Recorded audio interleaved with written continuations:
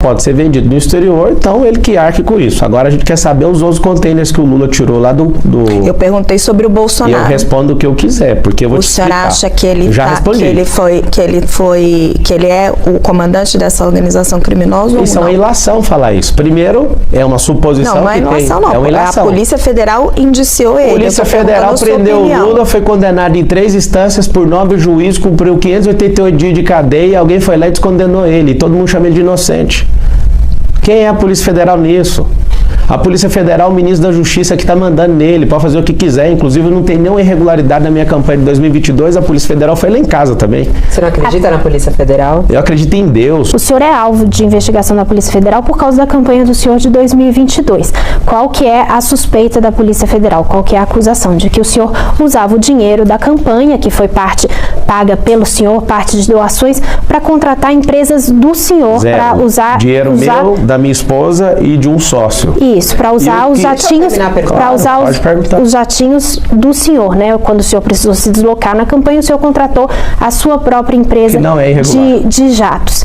A dúvida é, o senhor teme que esse processo possa levar o senhor à inelegibilidade e como que o senhor vai tratar o dinheiro desta campanha? O senhor vai contratar suas empresas de novo? Vamos lá.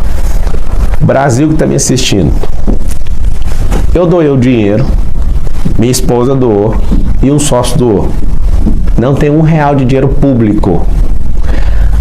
Eu sou jurista, fiquei 5 anos na academia de direito. Eu tenho um corpo jurídico muito bom. Nós avaliamos e falamos: nós vamos contratar um táxi aéreo para gastar R$20 mil por hora, R$30 mil por hora?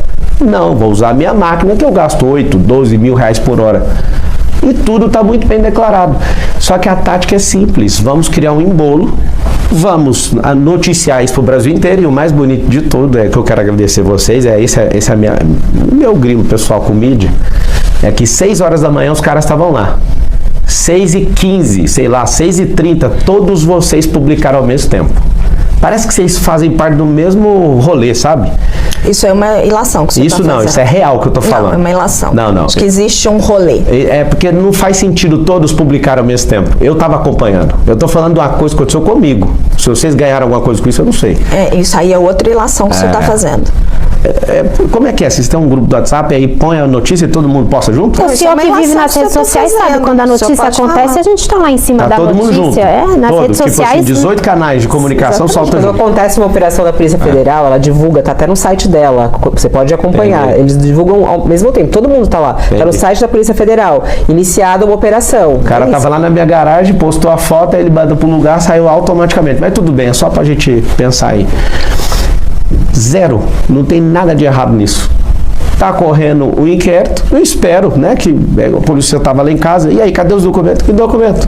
Tá tudo aí, é digital, nós estamos na era digital, o maior respeito do mundo. E eles todos sem graça, né? Tipo, o que nós estamos fazendo aqui? Tem que cumprir ordem, eu entendo. Só que é aí que está o detalhe. O presidente da República tendo um poder de mandar na Polícia Federal é uma lástima. A gente tem 3 poderes, a gente precisava de ter uma cobrança em cima desses 3 poderes para alguém que ajudou o ex-presidente da República, porque eu ajudei e financiei também a campanha do presidente, alguém me pôs numa lista para me perseguir. A minha esposa, dentro do banheiro lá de casa, com a federal lá dentro, falou: agora você desiste desse trem de política, agora que eu vou até depois do fim. Eu acredito de verdade que o Bolsonaro, pela simplicidade dele, né, a mídia soltou lá de forma chula, que era 25 milhões e depois teve que corrigir, e ninguém fala que é fake news. Eu não vi nenhuma notícia falando que vocês soltaram fake news de 25 milhões. Não foi a mídia.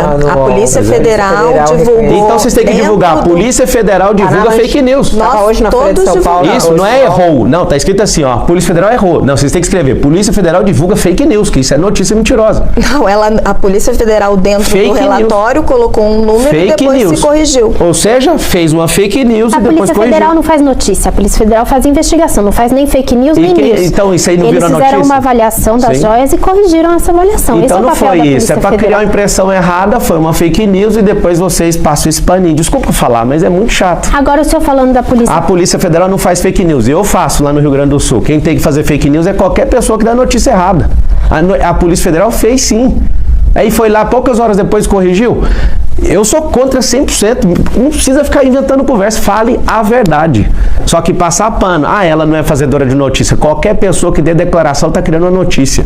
E prejudicou muito o presidente Bolsonaro. Em 2010, o senhor foi condenado por participar de uma quadrilha que desviava dinheiro dos bancos pela internet.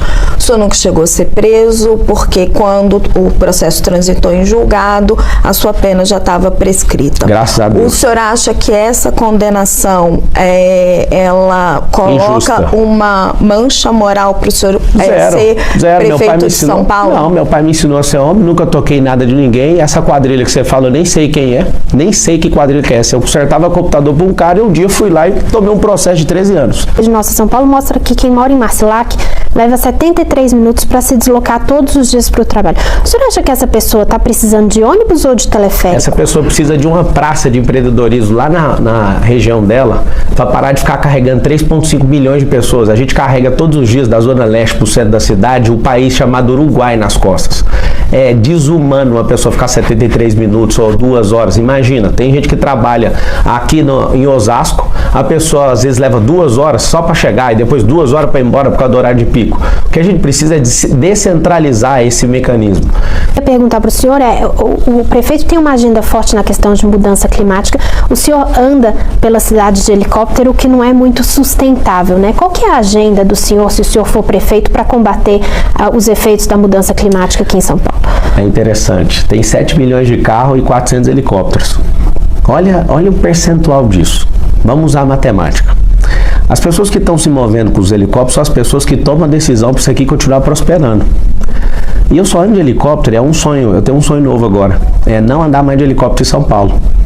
Libera o Rodoanel, tira a CEAGESP, eu vou apresentar isso no plano de governo, que é SP50, que vai além de um processo eleitoral, e aí a gente não vai precisar de andar disso. Eletrificar a frota inteira que a gente tem em São Paulo. A gente colocar esses teleféricos. Você sabe o que vai acontecer na cidade de São Paulo? Pela primeira vez na vida. Quantos anos você tem, Carol? 32. Pela primeira vez na vida você vai ver como é que é na cidade de São Paulo sem precisar do freio. Isso vai acontecer. Só que vocês ficam pegando no pé do 400/7 milhões. Isso não significa absolutamente nada. Nada. Não é pegar Isso é só para criar intriga entre rico e pobre, que é uma tática bem poderosa para as pessoas continuarem bloqueando as suas cabeças para falar, tá vendo? Tem avenida aqui em São Paulo que tem mais helipontos. O custo de cada tipo de transporte, é o tanto que ótimo, é o que eu quero, você não entendeu. Você imagina as 10 rodovias tendo um bolsão onde a gente pode fazer evento, o cara que vem de fora para a cidade de São Paulo, ele estaciona ali com um preço justo, é tudo privado, não vai gastar dinheiro público. O público é para pegar a caneta BIC e desapropriar um terreno. Pega esse terreno aqui, aí faz 10 andares para baixo, deixa o térreo aberto para fazer evento, e evento não precisa de fazer esses grandes eventos arrastando para dentro da cidade de São Paulo, porque a cidade de São Paulo hoje, o paulistano, tem 100 mil eventos por ano.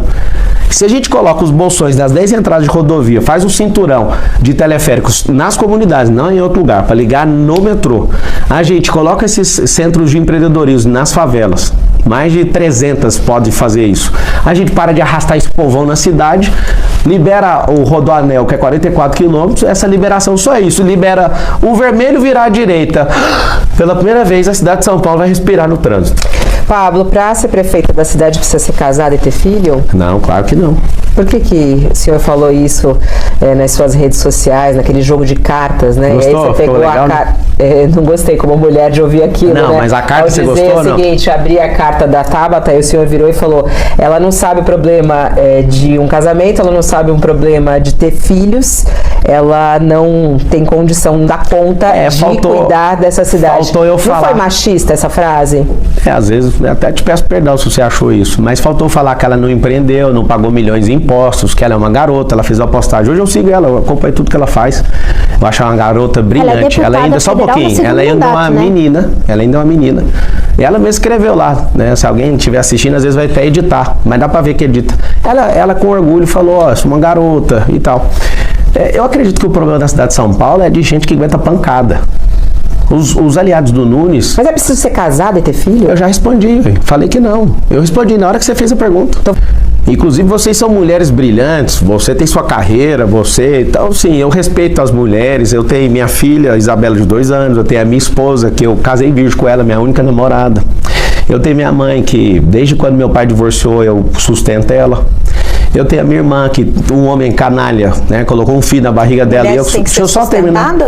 As que precisam, sim, tem as donas Marias que não tem como, elas precisam de ajuda. As que não dão conta, as que querem, podem fazer o que quiser. Mas homens não precisam. Deixa eu só terminar, porque é um assunto delicado, aí é um homem contra 3 mulheres. Se eu terminar a linha de raciocínio, você calça batida. Não tem contra aqui não, é uma conversa. Então, deixa eu terminar. Eu pedi pra terminar, Raquel. Dizendo que sustenta sua mãe, sustenta sua irmã. Não, na verdade eu aposentei minha mãe e ajudo elas até hoje. No que preciso foi, elas têm a minha proteção e eu vou pra cima, mato e morro por causa delas. Então é o seguinte, a Tabata foi um pouco injusta comigo. Na hora que chegar a vez dela, pergunta se não foi eu que chamei ela pra conversar no WhatsApp. Chamei ela. Eu com muito respeito, trato ela com respeito. E aí depois disso ela foi lá e criou ilação, que eu sou estelionatário. Isso aí ela cometeu um crime, artigo 138 do Código Penal, que é imputar crime falsamente a outra pessoa. Ela ficou fazendo essa ilação. Eu não sou estelionatário e nem eu sou. Eu não sou bandido. Eu não estou devendo nada para ninguém. E aí que tá o detalhe. Ela forçou a barra. Só que nisso vocês não... Mas não começou. Quem começou não, eu só falei que ela precisa amadurecer. Mas se ela quiser... Não, é o seguinte, qual o problema que o mundo tem de entender que na minha visão a pessoa precisa aguentar o tranco? Candidato, ouvir verdade e falar. O senhor disse o seguinte, abre aspas, eu também tive um pai que foi alcoólatra, mas a família ajudou e ele deixou o alcoolismo. Já o pai dela, ela foi para Harvard e o pai dela acabou morrendo. Quando o pai da candidata Tabata se suicidou, ela estava no Brasil, ela ainda não tinha mudado para Harvard. Por que o senhor mentiu? Não, eu não menti. É porque se ela estava aqui ainda e ele morreu, é pior ainda para ela. Porque meu pai já sofreu disso por 30 anos e a gente não largou ele. Você sabe por que a pessoa vai para a situação de rua? Porque a família abandona. Agora, você não sabe o real estado da casa dela. Ela pode falar o que ela quiser, ela vai falar, beleza, você tá tomando a dor dela. Ela cometeu um crime contra mim, artigo 138, eu não vi você me defendendo. Eu não tô tomando a dor dela. Não, você não me defendeu. Inclusive, eu conversei com você no WhatsApp sobre isso. Estou dizendo o que o senhor disse. Não, então, o senhor disse que o pai dela morreu. Não, então tá bom. Ela tava aqui? Se ela tava aqui, é pior ainda, hein? Se ela estava aqui, é pior ainda. É papel da mulher cuidar da pessoa doente, é papel de todo ser humano cuidar de todos os seus pais. Na Bíblia fala para você honrar seu pai e sua mãe. É interessante porque... Mas não tem que ser mais cuidadoso nessas palavras? Porque assim, eu acredito que sim. Aqui querendo participar. Vocês, na vez que ela vier, vocês vão falar com ela sobre o artigo 138, que ela cometeu um crime contra mim? Vocês vão falar? Ela não está entre os 4 primeiros então pra que nós vamos falar da Tabata? Eu tenho uma dúvida, candidato. O senhor falou que... Sim, eu já respondi. O que o senhor está falando agora que ela que ficou forçando. Tem duas falas suas. Primeiro essa da carta que o senhor mesmo reconheceu. Sim. E a outra, que foi um dos momentos mais delicados da vida dela, sim, quando o pai dela cometeu suicídio. Ela estava no Brasil. O senhor falou durante uma entrevista, não está faltando um pouco de responsabilidade? Eu estou responsável, eu falei, ué, mas eu já respondi, ué. O que está faltando de responsabilidade? O senhor é mais bem votado entre homens do que entre mulheres. Eu sou mais seguido por mulheres. O senhor acha que é resultado desse tipo de fala? Não, vocês estão criando isso aí. Sabe o que é interessante? Deve ser 60%. Candidato, o senhor acabou de dizer que a família é responsável quando uma pessoa se mata? Toda família é responsável pelos seus. Sim, senhora. Quando uma pessoa se mata? Sim, senhora. Independente do drama familiar que tiver envolvido. Ninguém se mata do nada, ninguém entra no vício do nada. A coisa que eu mais ajudo é tirar as pessoas dos vícios. As pessoas que estão abandonadas nas ruas é porque a família abandonou essas pessoas. Não foi porque ela decidiu, amanhã eu vou morar na rua. Ninguém começa a virar mendigo, ninguém é suicida de véspera. Só um pouquinho. Sim. As pessoas, elas vão tomando a decisão pelo afastamento das pessoas que ela mais ama. Eu sei como é que um vício funciona. E quando eu disse isso em resposta à nojeira que essa menina criou. Ela imputou um crime falsamente à minha pessoa. E eu não vi vocês tomando dor em relação a isso. Esse é o problema do Brasil. Você valida uma pessoa que está errada, que comete um crime porque você é do mesmo sexo. Esse é um ela tivesse falado ao vivo, se ela tivesse numa entrevista falado que o senhor matou o seu pai. Tudo bem, eu vou falar, beleza, você é da polícia? Não é, eu sigo minha vida e vou continuar. Mas o que está em jogo é a prefeitura, o problema é prefeitura de São Paulo. Então, se a prefeitura de São Paulo, esse assunto nem precisa mais discutir aqui, só tem 9 minutos para a gente discutir. Mas o que eu gostaria de esclarecer, o senhor falou que diz que ela é despreparada, que ela não aguenta o tranco. Não aguenta, por isso que ela ficou nessa choração aí. E aí o senhor disse que a credencial que o senhor tem a apresentar é o fato de pagar milhões em impostos, isso credencia para ser prefeito. Isso é palavra sua. Agora, o fato isso é palavra sua. O senhor falou que paga milhões em impostos. Não põe palavra na minha boca, não. Eu falei que ela é imatura por N motivos e que ela poderia empreender e fazer isso também. Tanto é que ela, no vídeo dela, fala: eu que trouxe milhões. Não, todo político é jumento do povo. A lei que manda ela trazer milhões, não foi ela que conquistou milhões. Só que as pessoas amam ouvir storytelling, amam ouvir, nossa, ela trouxe milhões para nós. Não, isso é vinculado na lei. Inclusive, eu sendo prefeito, eu vou virar jumento do povo, para levar recurso para todo mundo. Nós temos um problema grave na cidade de São Paulo, que é a Cracolândia. O senhor está dizendo que é a responsabilidade de cada familiar, com certeza, cada família que tem ali, que deixou aquelas pessoas ali na Cracolândia. Qual seria a sua solução como prefeito de São Paulo para resolver a Cracolândia? Tratar essas pessoas como família, porque essas famílias já desistiram deles. Sabe quem vai ser seu vice? Vai ser uma mulher? Eu espero que seja mulher. Espera ou faz questão? É porque não é assim que funciona, né? Eu posso não falar. Mas só que eu acho engraçado, porque o senhor sempre fala do poder, não, podemos, vou fazer, vou acontecer. Não pode determinar que pode ser uma mulher a sua vice? Não tem esse poder? É porque a política não funciona assim, não é romance a política.